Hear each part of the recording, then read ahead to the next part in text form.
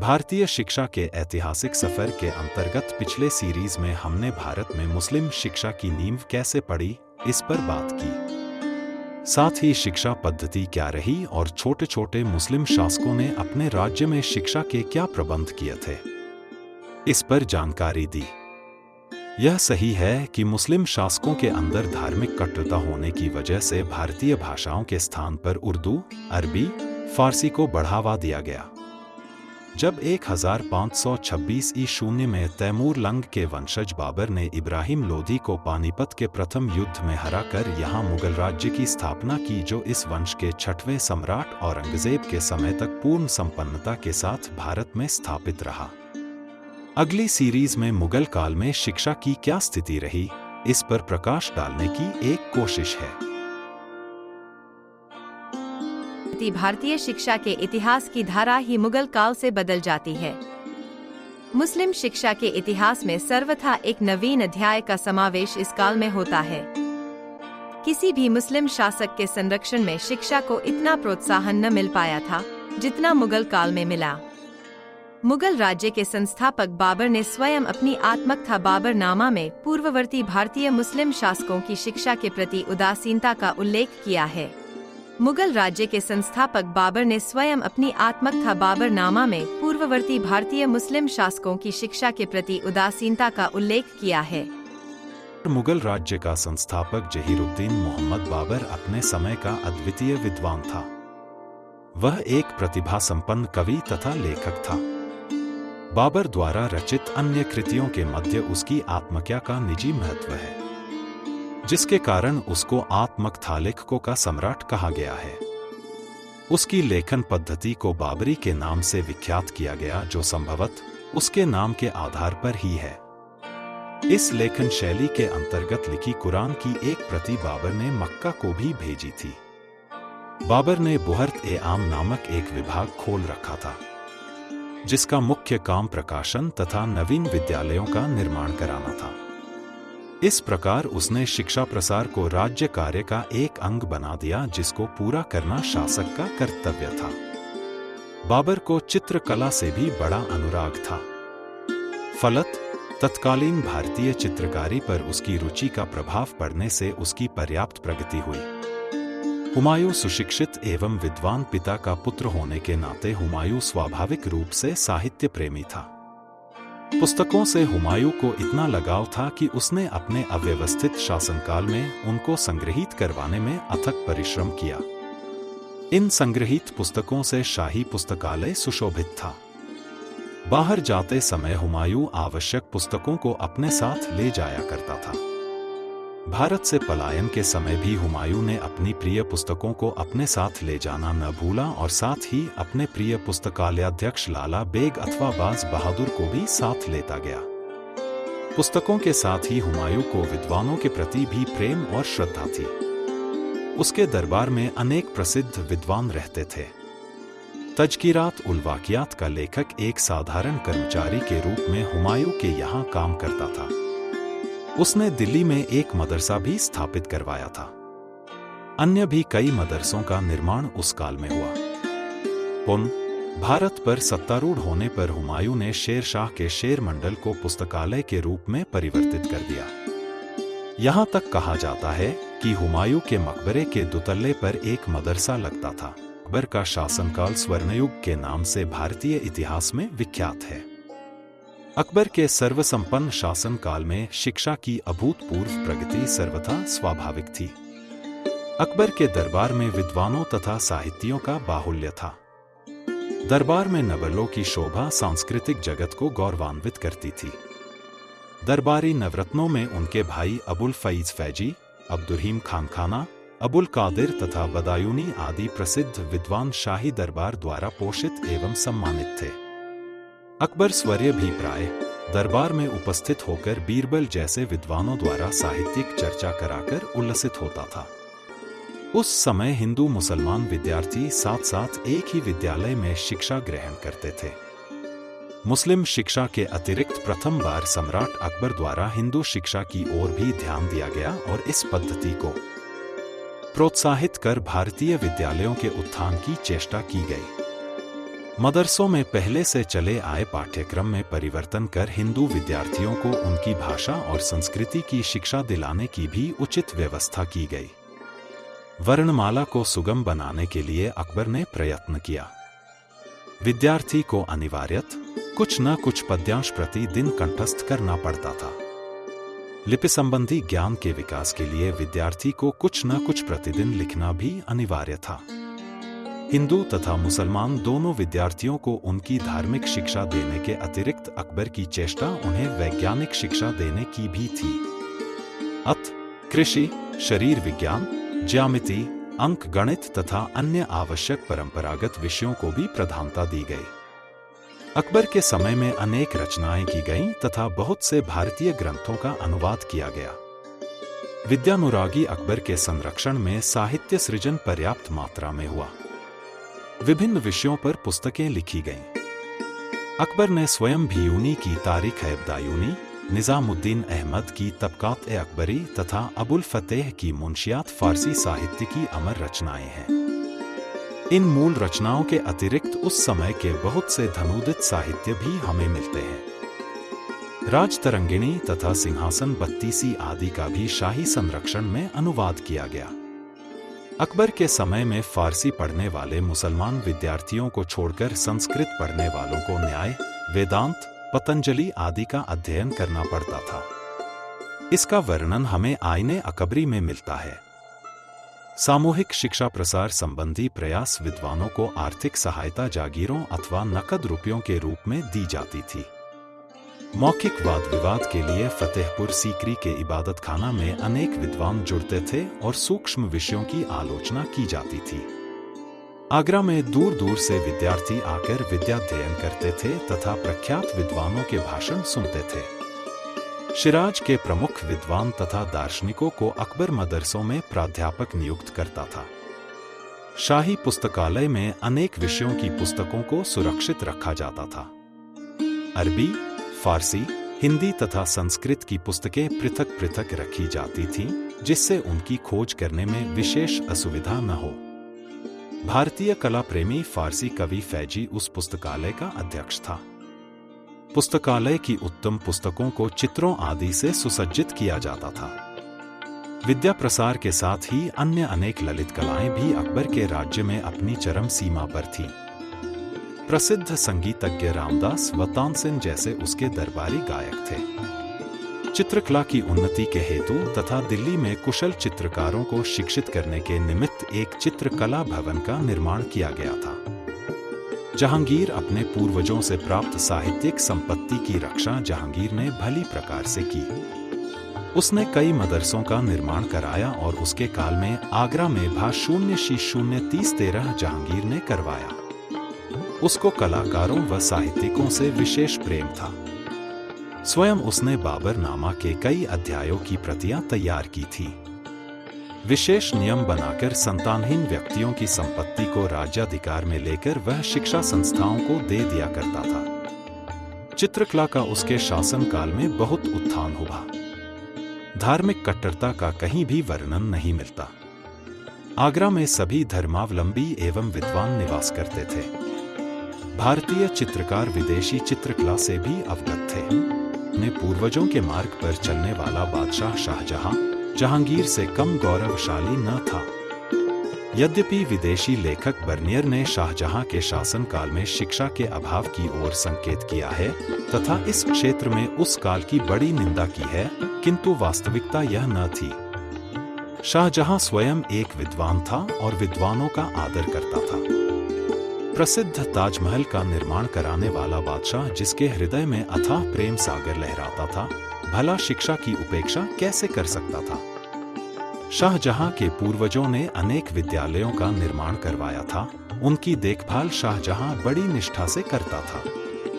वह विद्वानों को सदा सम्मान की दृष्टि से देखता और उनको पुरस्कृत करता था।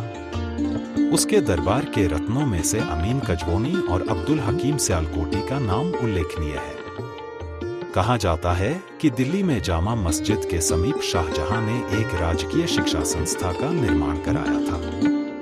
दारुल बका एक ख्याति प्राप्त मदरसा था और शाहजहां के समय तक उसकी अवस्था अत्यंत शोचनीय हो गई थी।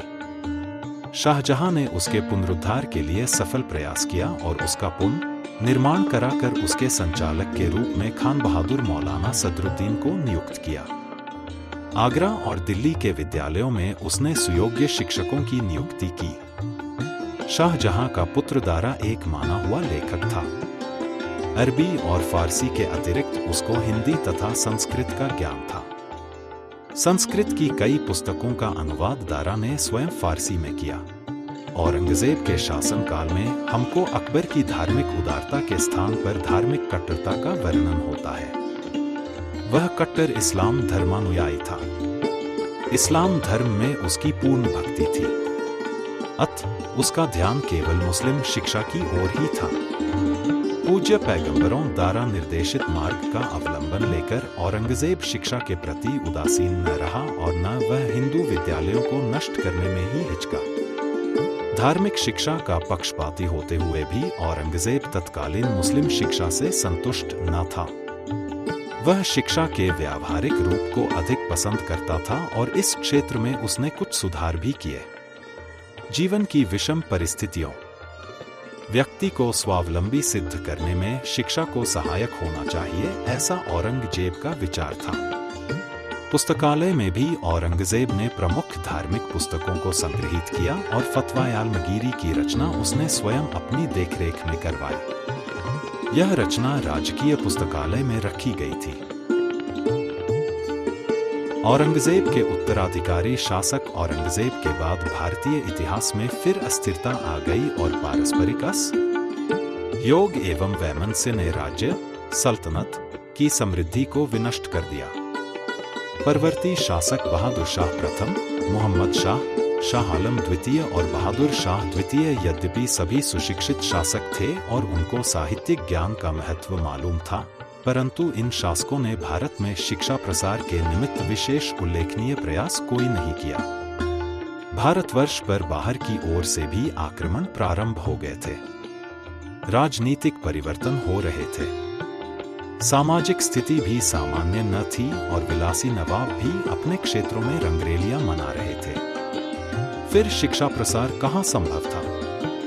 हाँ, कुछ ललित कलाएं अवश्य प्रोत्साहित की गई। मुगल काल में शिक्षा की सर्वांगीण उन्नति हुई। धार्मिक भिन्नता का शिक्षा के क्षेत्र में कोई प्रतिबंध न था। धार्मिक मुस्लिम शिक्षा के अतिरिक्त अन्य विषयों का भी अध्ययन किया गया। सम्राटों ने स्वयं साहित्य रचना द्वारा अपने को चिरमरणीय बनाने का प्रयास किया। रटंत पद्धति के स्थान पर शिक्षा में लिपि को उचित स्थान मिला। शवहारिक शिक्षा की ओर पर्याप्त ध्यान दिया गया। तत्कालीन विद्वान लगभग सभी मुगल सम्राटों के दरबार में कुछ न कुछ विद्वान रहते थे। उनका सम्मान किया जाता था। विदेशी विद्वान भी यहां आमंत्रित किए जाते थे। कई विद्यालयों में विदेशी विद्वान अध्यापक का कार्य करते थे। दरबार में विद्वानों का होना सम्राट की महानता एवं कलाप्रियता का द्योतक था।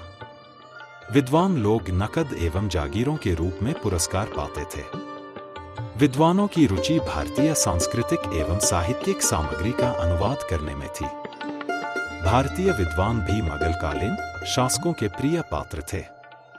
मुगल काल के प्रमुख विद्वानों का नाम इस प्रकार है: गियासुद्दौला, मोहम्मद खुदामीर, बाबर, लाला बेग, हुमायूं, फैजी, खानखाना, बदायूनी आदि, अकबर, अब्दुल हकीम सियालकोटी, अमीन कजविनी, शाहजहां।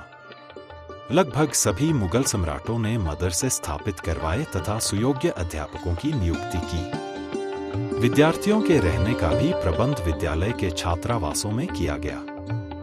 दीन विद्यार्थियों को आर्थिक सहायता दी जाती थी। शिक्षित व्यक्तियों को उच्च राज्य पद प्राप्त थे।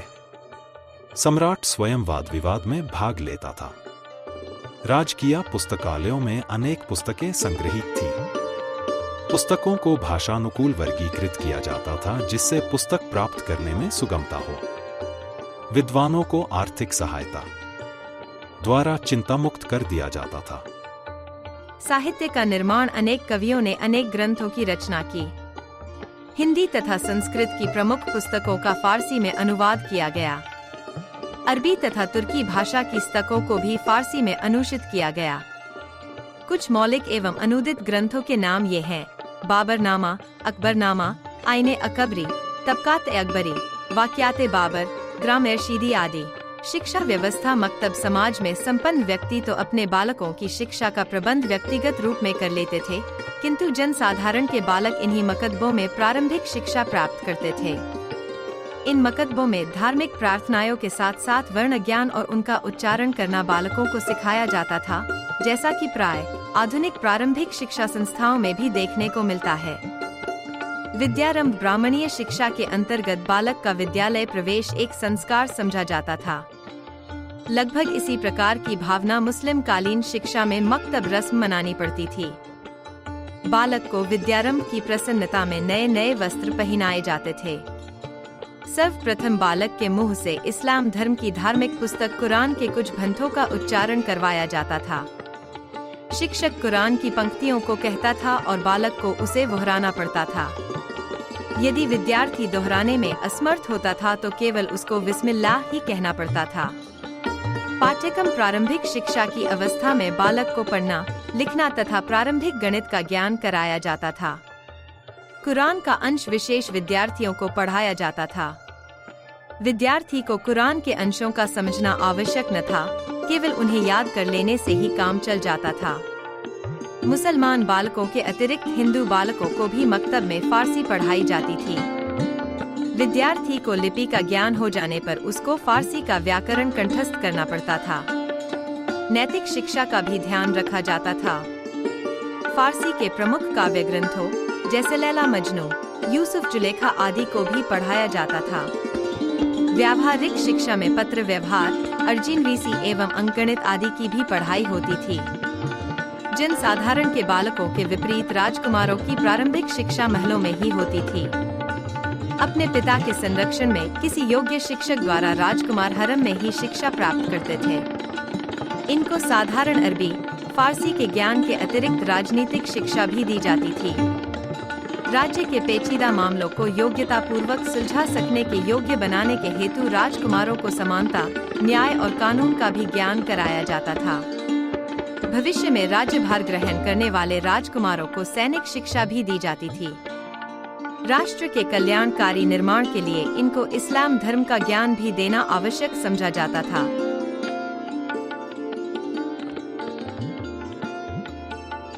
मुस्लिम काल में मदरसे उच्च शिक्षा के केंद्र थे। इन मदरसों का निरीक्षण एवं परिचालन का कार्य किसी सुशिक्षित योग्य व्यक्ति के हाथ में रहता था। मकतबी शिक्षा प्राप्त करने के पश्चात मदरसों में विद्यार्थी को प्रवेश मिलता था। तत्कालीन केंद्रीय शासन का कोई विभाग विशेष रूप से शिक्षा संस्थाओं का निरीक्षण नहीं करता था। यद्यपि बाबर ने इस कार्य को राज्य का कर्तव्य बताया था, फिर भी मदरसों का प्रबंध समितियों तथा प्रतिष्ठित नागरिकों द्वारा ही होता था। बहुधा शिक्षकों की नियुक्ति भी इसी प्रकार होती थी। पाठ्यक्रम मुस्लिम शिक्षा का मुख्य उद्देश्य था धार्मिक शिक्षा देना, किंतु मदरसों की उच्च शिक्षा में लौकिक एवं व्यावहारिक ज्ञान संबंधी विषयों का भी समावेश था। अकबर ने तो प्रचलित शिक्षा पद्धति में परिवर्तन कर अनेक सुधार किए और शिक्षा के व्यावहारिक महत्व को स्पष्ट किया। मदरसों की उच्च शिक्षा हिंदू तथा मुसलमान दोनों धर्मानुयायी विद्यार्थी ग्रहण करते थे। प्रारंभ में तो सभी को मुस्लिम धर्म का ज्ञान आवश्यक रूप से कराया जाता था, किंतु अकबर के शासनकाल से हिंदू विद्यार्थियों को उनके धार्मिक एवं सांस्कृतिक ग्रंथों को पढ़ाया जाने लगा। मुसलमान विद्यार्थियों को कुरान का गहन अध्ययन करना पड़ता था। सूफी धर्म के सिद्धांत, मोहम्मद साहब के प्रवचन तथा इस्लाम धर्म की अन्य महत्वपूर्ण बातों का ज्ञान विद्यार्थी को कराया जाता। अकबर के समय में फारसी पढ़ने वाले मुसलमान विद्यार्थियों को छोड़कर संस्कृत पढ़ने वालों को न्याय, वेदांत, पतंजलि आदि का अध्ययन करना पड़ता था। इसका वर्णन हमें आईने अकबरी में मिलता है। औरंगजेब ने तो अपने गुरु शेख मुल्ला शाह सालेह को केवल इसीलिए फटकारा था कि उसने सम्राट को वास्तविक व्यावहारिक ज्ञान से वंचित रखा था और केवल शब्द ज्ञान तथा व्याकरण का ज्ञान कराया था। औरंगजेब द्वारा अपने गुरु को फटकारने का जो वर्णन बनियर ने किया है, उससे विदित होता है कि लौकिक शिक्षा का महत्व सम्राट की दृष्टि में कितना था।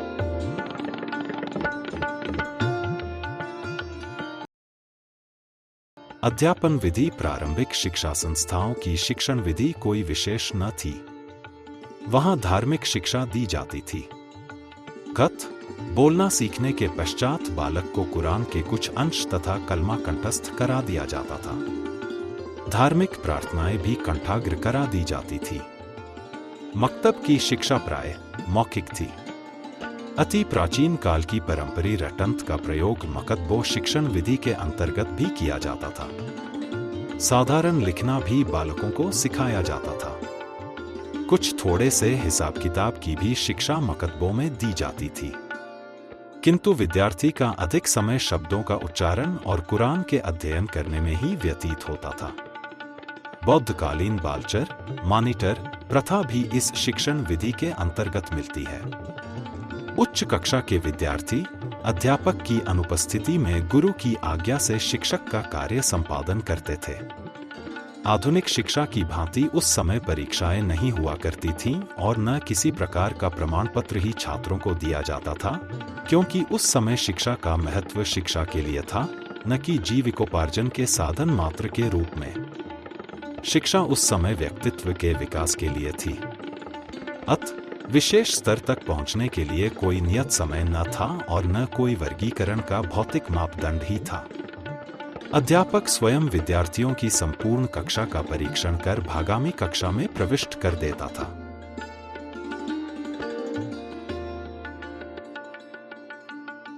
प्राचीन भारतीय शिक्षा में गुरु का बड़ा महत्व माना गया है। मध्यकालीन मुस्लिम शिक्षा में भी लगभग गुरु का पूर्ववत सम्मान किया जाता था। विद्यार्थी द्वारा ही नहीं, वरन समाज द्वारा भी शिक्षक समादृत था। लोगों का विश्वास या कि सच्चा ज्ञान गुरु के बिना संभव नहीं है। अतः श्रद्धा का पात्र गुरु विद्यार्थियों का पूज्य बन जाता और इस गुरु के आदर का परिणाम यह होता कि विद्यार्थियों में अनुशासन की कमी न रहती थी। विद्यार्थी स्वतः विनम्र एवं कर्मनिष्ठ बन जाता था।